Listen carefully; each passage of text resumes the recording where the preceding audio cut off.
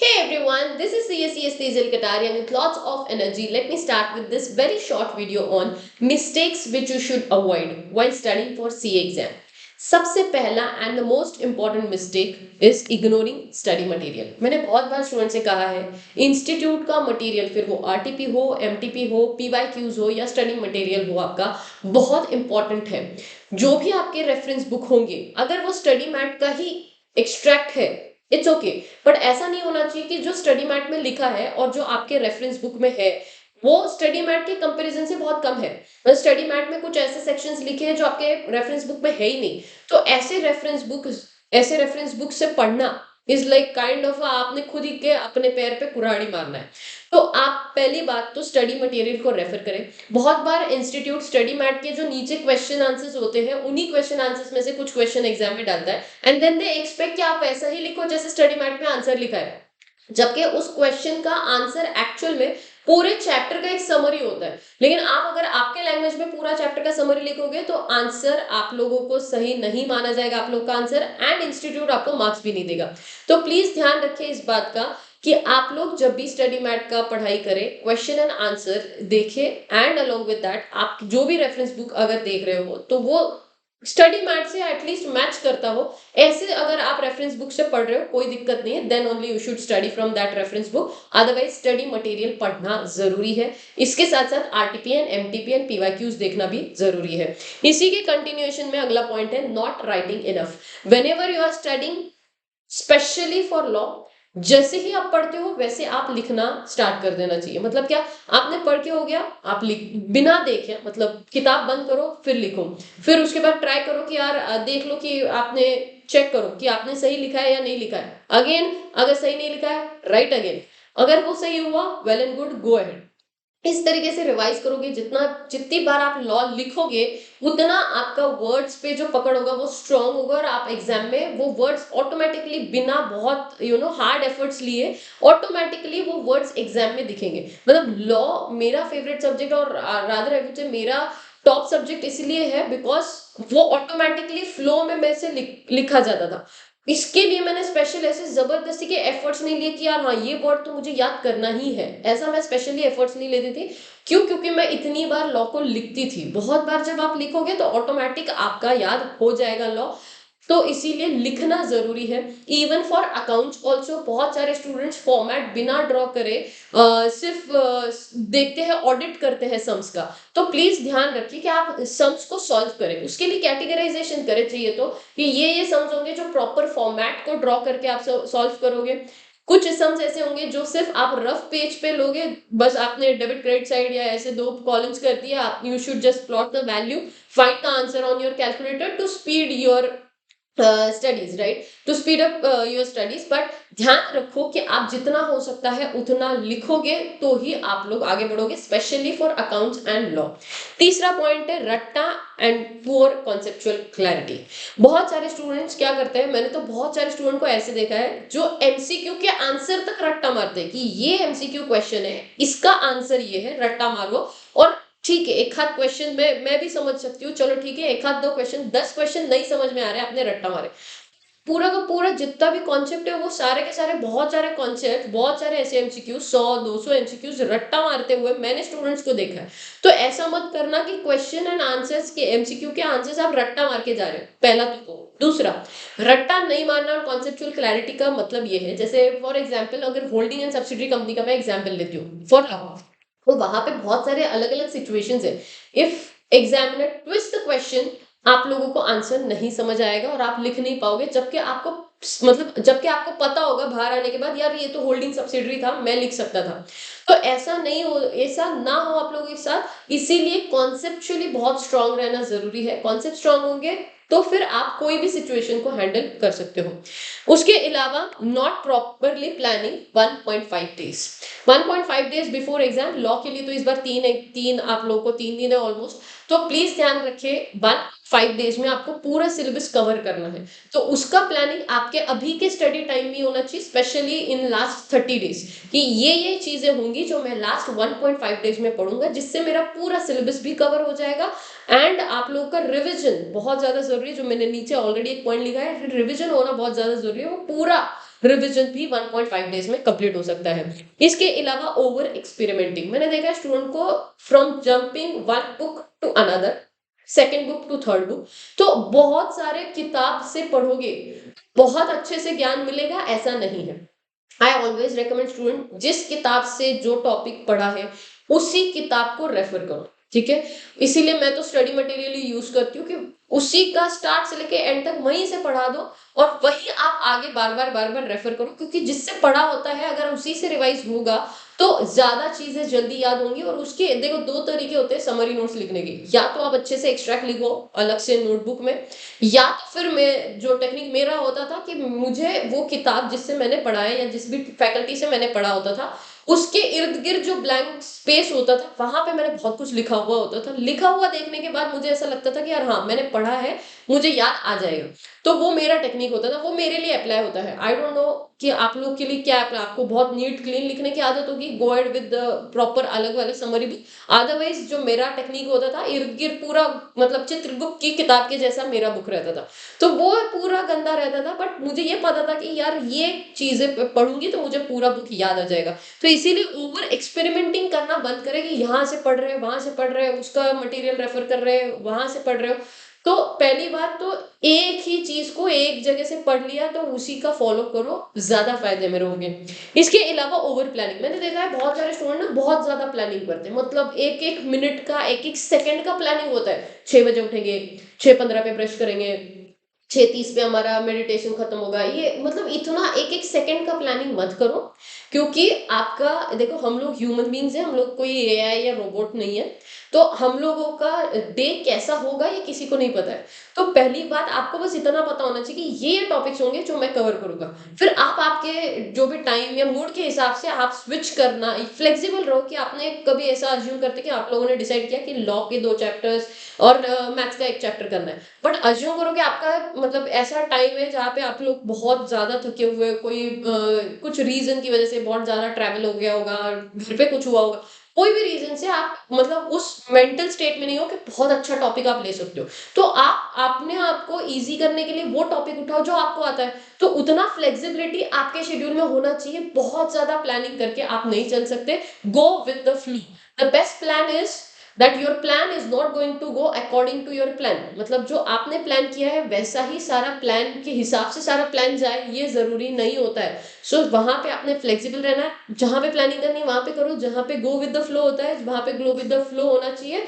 And flexibility होनी चाहिए during your studies. तो ओवर प्लानिंग नहीं होना चाहिए, लैक ऑफ स्लीप भी नहीं होना चाहिए, और प्रॉपर डाइट होना चाहिए। बहुत सारे स्टूडेंट्स जंक फूड खाते हैं, शुगर वाले फूड ज्यादा खाते हैं, दबा के खाना खाते हैं दोपहर के टाइम पे, तो मतलब एक्सट्रीम दबा के खाना खाना, और उसी के चक्कर में ये जो रिस्क होता है अगले पॉइंट का वो क्रिएट होता है।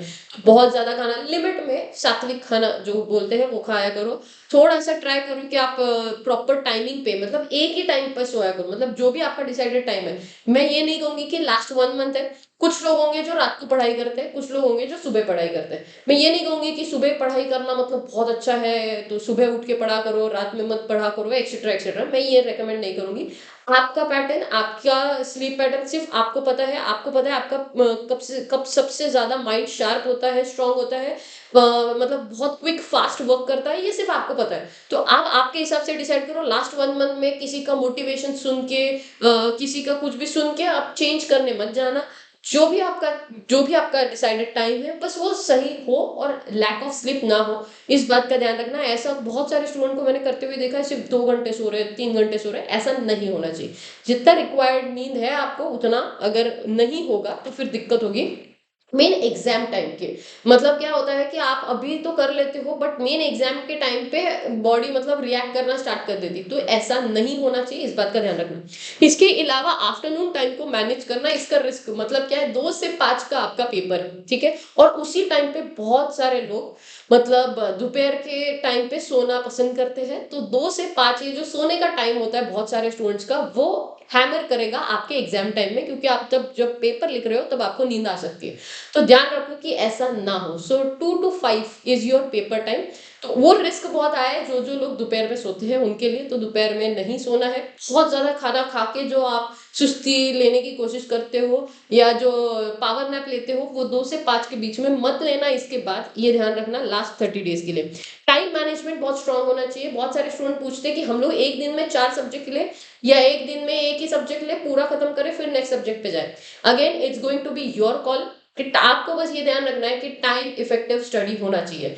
जो रिक्वायर है प्रॉपर स्ट्रैटेजी होनी चाहिए। मैंने ऑलरेडी 30 डेज मास्टर स्ट्रैटेजी वाला वीडियो डाला हुआ है, वो जाके चेक करो।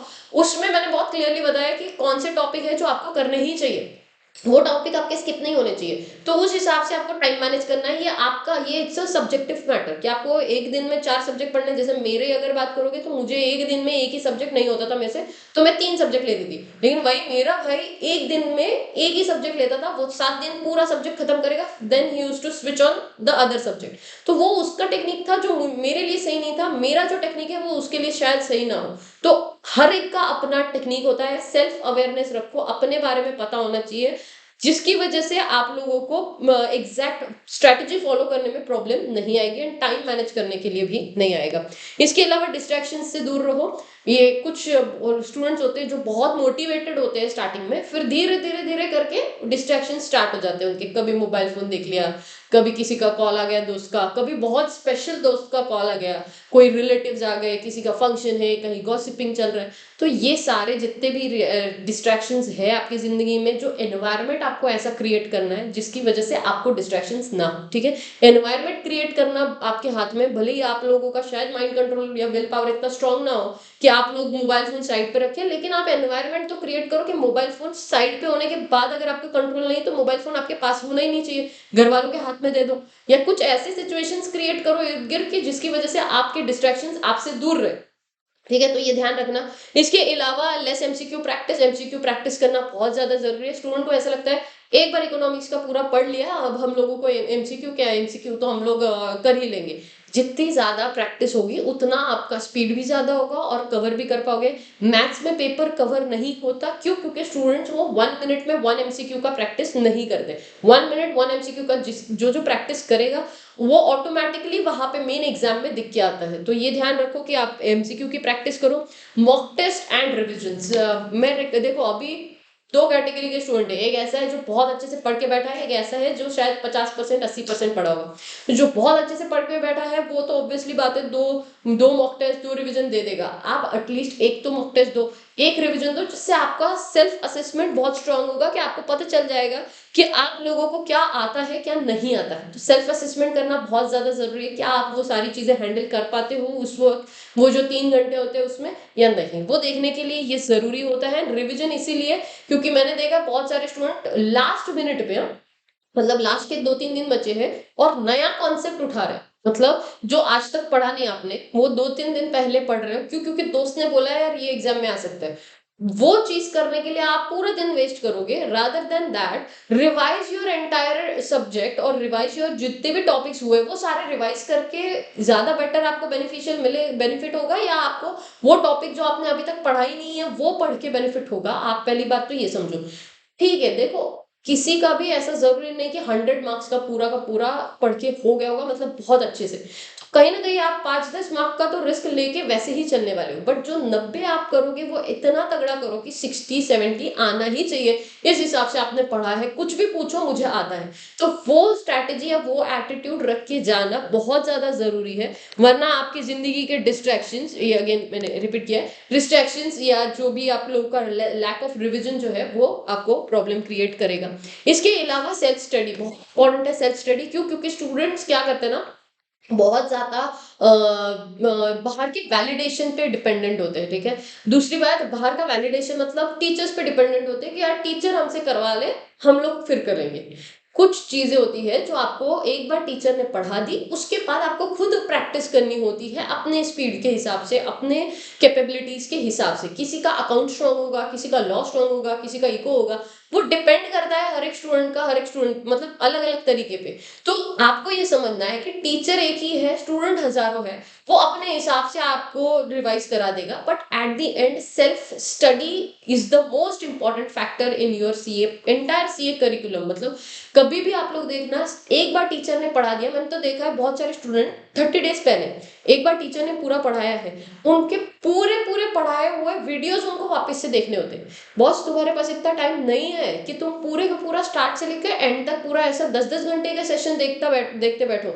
आप लोग को ये समझना होगा कि अब आपके पास टाइम कम है, तो स्मार्ट वर्क करना होगा। कम टाइम में ज़्यादा सिलेबस आपको कवर करना है, तो आप पूरा नहीं वीडियो देख सकते। एक बार सीख लिया, बात खत्म करो, उसके बाद रिवीजन पे जाओ।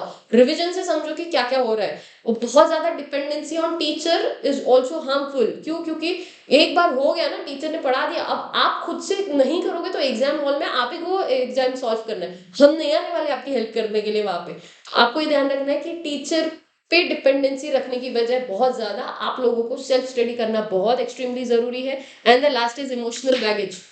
मैंने कहा कि अभी तक यार पढ़ना चाहिए था, हमने पढ़ा नहीं, कैसे होगा, वैसे ही नहीं कर पाएँगे, जाने दो, उससे अच्छा हम लोग नेक्स्ट अटेम्प्ट देखते हैं। ये सारी चीज़ें सोचना बंद करो। ये जो भी नेगेटिव माइंडसेट है, उन सबको बाहर निकालो एंड स्टार्ट स्टडिंग। जो अपना बेस्ट है वो देना, फिर उसके बाद भगवान भरोसे जो होगा देखा जाएगा। तो ये कुछ चीज़ें हैं जो बैगेज लेके जो आप चल रहे हो, वो सारी चीज़ें खत्म करो एंड इन कुछ चीज़ों को फॉलो करो जो कि आप लोगों को बहुत ज़्यादा ज़रूरी है जब आप लोग ये 30 डेज़ प्लान कर रहे हो या एग्ज़ाम देने वाले हो तब। सो इसी चीज़ को फॉलो करते रहो। Take care, bye bye, keep studying. अगर कुछ भी प्रॉब्लम होता है, कमेंट सेक्शन तो है ही, प्लस मेरे पर्सनल आईडीज़ भी है। कटारिया.तेजल इज़ माय इंस्टाग्राम आईडी, जहाँ पे मैं एक्टिव रहती हूँ। दूसरा है सीएसीएस तेजल कटारिया, बट वहाँ पे मैं बहुत ज़्यादा मतलब फ्रीक्वेंटली नहीं जाती हूँ। कटारिया.तेजल पे फॉलो कर देना, मुझे मैसेज डाल देना, आई विल रिवर्ट बैक।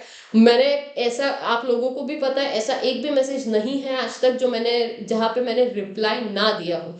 तो ये मेरा हिस्ट्री है और आज भी रहेगा। आप लोग बस मैसेज डाल देना या कमेंट कर देना यूट्यूब पे, I will revert back for sure. Take care, bye bye, keep study.